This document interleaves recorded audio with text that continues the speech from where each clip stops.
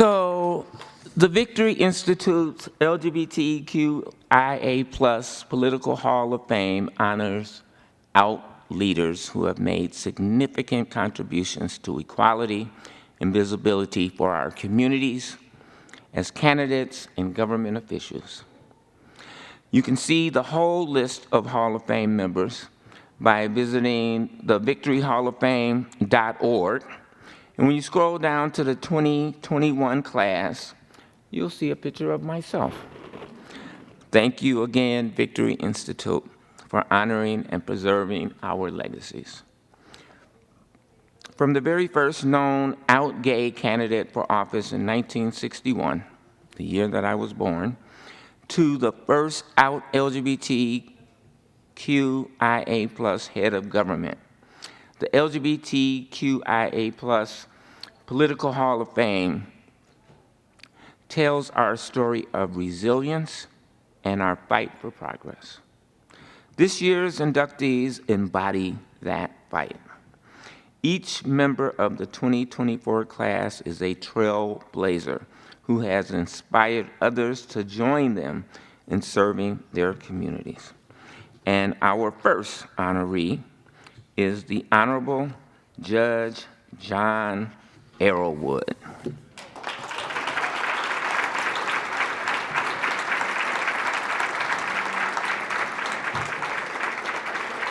Judge John Arrowood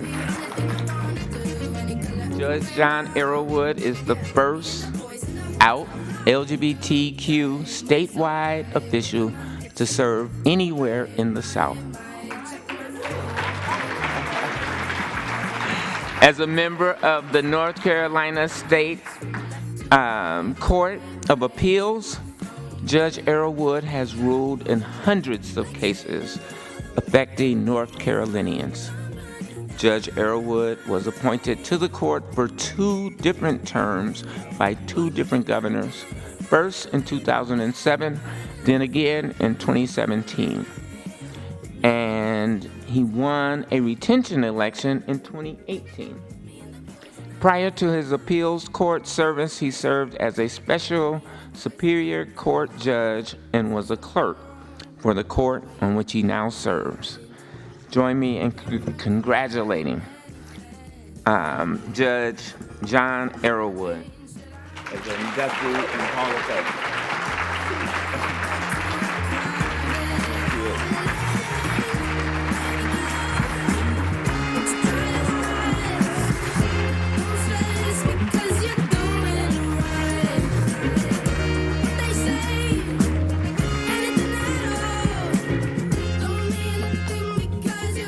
Thank you to Victory for this recognition.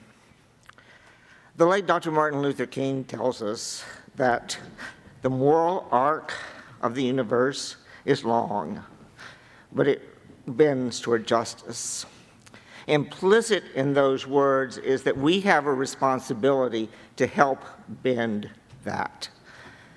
The Victory Institute and the Victory Fund for the past 40 years has been working to bend that arc.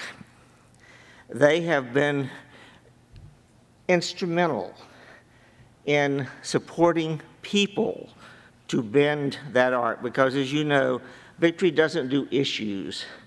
Victory does people. From Lynn Greer and the late David Mixner, who started the first Victory Fund part of this, to executive directors like Chuck Wolf and our current executive director and CEO, Mayor Anise Parker. They have had a vision of what we need to do to advance and roll that arc. I first became involved with Victory when I was first appointed to the court in 2007. Victory was there when I lost that first race. Victory was there when I finished second in a 19-person race in 2014, and Victory was there when I was reappointed in 2017 and won, and I might say was the leading vote getter in the state. So what I am telling you is, even if you don't win your first race, keep trying. I've also had the opportunity to serve on the board of the Victory Institute and One Victory, and now Victory Action, and with a group of dedicated board members who give of their time and their efforts to do these things, some of whom, like Paul Horning, have been there for over 20 years. These are the people who are bending the arc of justice. Many would say to you that they would not expect that a child born in the mountains of North Carolina in the 50s to parents who were not very educated, in a situation where you have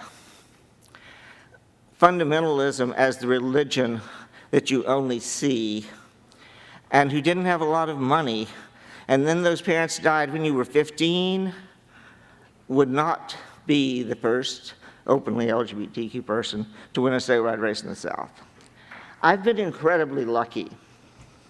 First, I realized my privilege as a cis, white man that probably did that, smooth that path somewhat. I was lucky, though, that my parents, who didn't have a lot of education, stressed that was the way to a better life.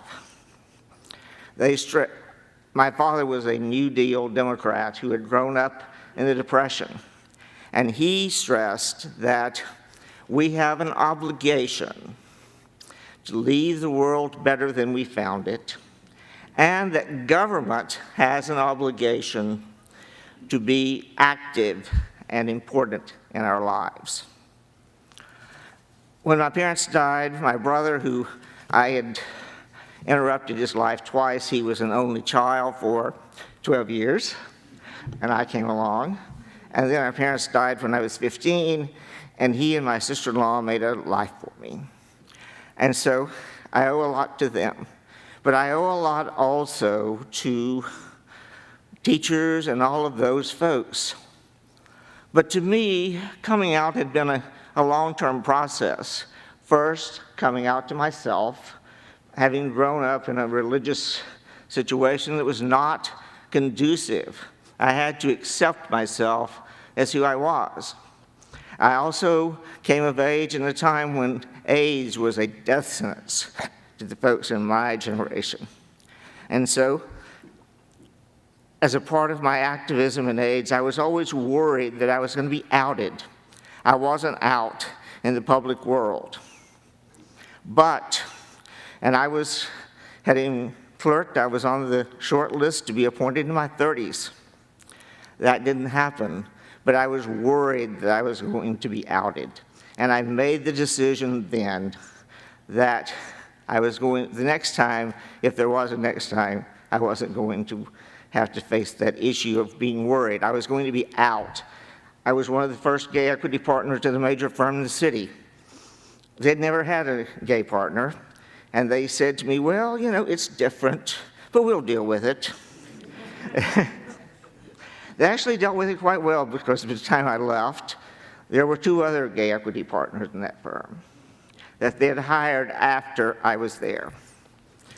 What I would say is when my term of service is up and I'm retiring, I hope that what I leave is not just the opinions I wrote, but a sense that someone can see that they can advance to where they want to be regardless of who they are. Folks, it's bad. We've had a bad election, and it's going to be a bad 2 years. But let me leave you now with the words that the late Senator Edward Kennedy said as he was closing his remarks at the Democratic Convention and ending his campaign. The work goes on, the cause endures, the hope still lives, and the dream shall never die. Thank you, Victory, for this honor.